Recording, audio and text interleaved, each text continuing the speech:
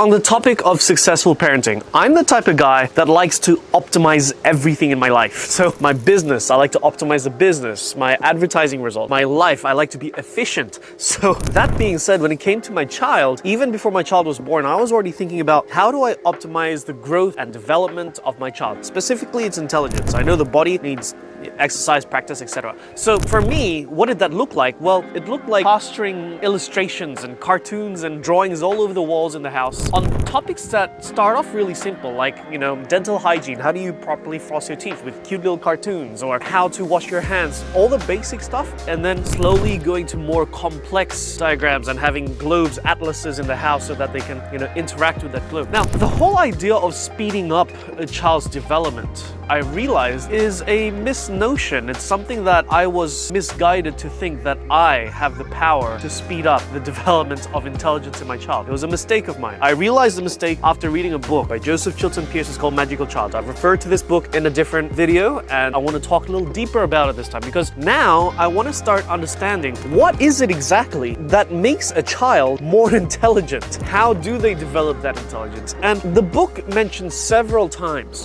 that all intelligence comes from interaction. So a child must first start with the intention of interacting with something. It starts off with really things you can taste, smell, hear, see, touch, right? So it's touching the hot iron. Ow! Okay, now I know I shouldn't touch that hot iron, right? So it starts with the intention of wanting to interact, then the interaction occurs, and then feedback comes. Now, feedback could be a rewarding feedback. It could be a, ow, it's hot, I should never touch it again, right? But there is feedback, content that comes back that is appropriate to the intention for interaction. Now, very mumbo-jumbo words, I know, but that's the book. It's pretty hard to read, but it really is helpful. What it means is this: every child, when it has the desire to, the intention of, so I want to interact with something, it's only then that the mind of that child is ready to receive feedback that then becomes a reference point, content for that child to go, okay, I've learned something. Which means, if you want your child to develop intelligence in a rich and full way and at a speed that is matching the child's intention to grow, then you just need to surround the child with all sorts of stimulus and things that it can interact with, learn from, which means today it's being in the garden, tomorrow it's being in the playground, having a rich, varied environment so that the child at its own pace can make newer connections. Now, the book also talks about how brain is made up of brain matter. You have all these little neurons in the brain, and it's not the number of neurons that matter. That's not what makes you intelligent. It's the connections between the neurons. Now, this has been very well studied in all sorts of fields of neuroscience, so we know this is pretty backed up by science. You have neurons with a lot of connections, synapses, okay? And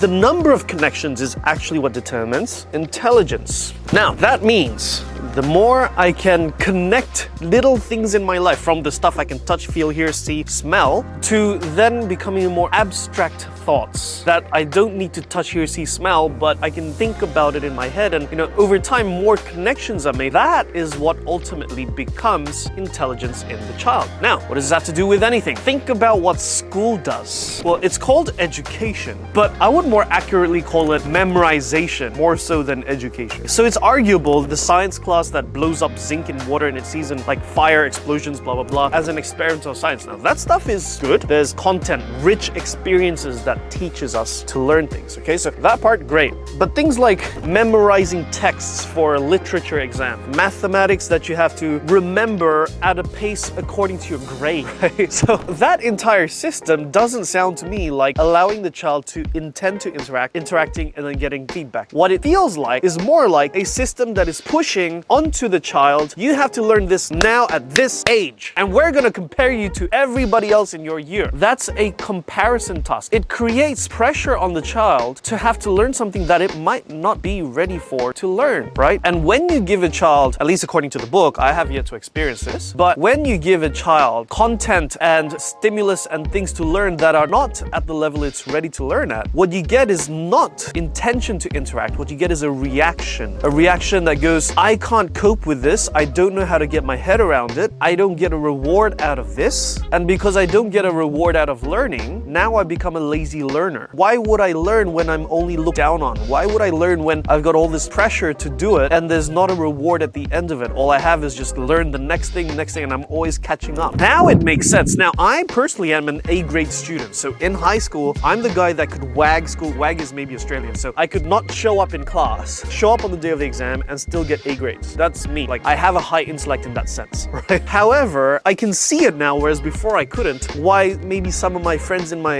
year, you're not even making an effort to learn, dude, right? And now I see why. Well, because they were forced to learn something that was not appropriate to their age. And then it makes me refer to, like, I look at people such as Elon Musk and how he's raising his kids. He's raising his kids by creating his own school. He's creating his own school where there's no grading system, there's no year levels, so people of different ages can mix with each other, and the stuff that they learn is appropriate to what they are ready for at that time and what they gravitate towards. So if they tend to gravitate towards physics, mathematics, and that kind of field, then there's more content on that. Not age appropriate, but child readiness appropriate content. It seems to me like Elon Musk understands exactly what I'm trying to say right now, right? In that you put your child through the 150-year-old system, and that is the schooling system. It's been around for 150 years plus minus since the industrial age, and it hasn't really changed much in 150 years. You put that child through that system. That system isn't trying to create a brilliant, hyper-excelling, creative, independent, capable child. That's not what the system is trying to create. The system is trying to create a worker that it can tax. What does a worker that it can tax need to have? It needs to have the ability to do what it's told, memorize what it needs to do and do it, right? And it needs to not ask many questions, and it needs to just know how to do that one job, nothing else. Because if a child can, run a machine, do the bookkeeping, do the financing, do the law, do all the aspects of a business, then it doesn't need to be an employee. It can just be a business owner. System wants lots of employees. System wants lots of taxpayers. So you have a 150-year-old system designed not to get the most out of your child, to bring out the best out of your child, but to constrict that child. Memorize this. I don't care if you learn, like, if you understand or not, you have to learn it by the end of this time. You have a deadline, right? And then, keep doing that for about 15 years and get into the workforce, and let's start monetizing your work, right? That's the system. And now it makes me realize, okay, so maybe it's not such a good idea for me to expose my child to that system. Now that was a heavy realization for me, okay? That's like, from which private school should I put them through? Which public school should I put them through? What social circle should I put them through? To now going, hang on a second, I think my paradigm needs to evolve. And what about you guys? Do you feel the same way? Do you agree with the points I've been raising here? Or do you disagree? Do you think that school's still important? I know my wife, she still says school is important, at least for the social aspect of it. Being able to interact with other kids of a similar age. Because if you raise a child only knowing adults and,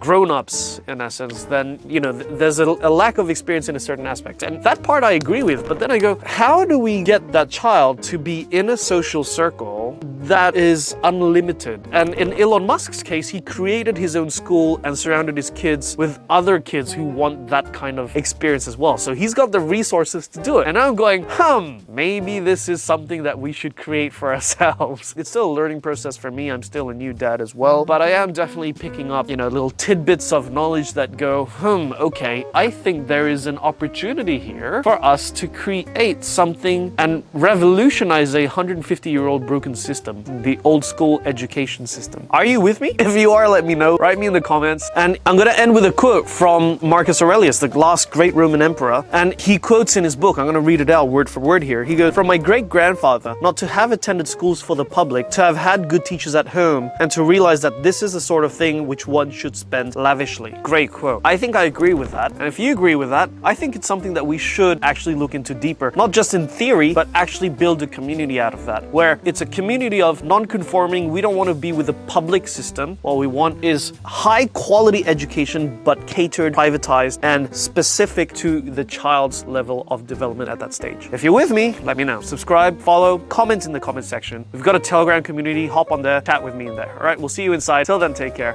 and see you next time.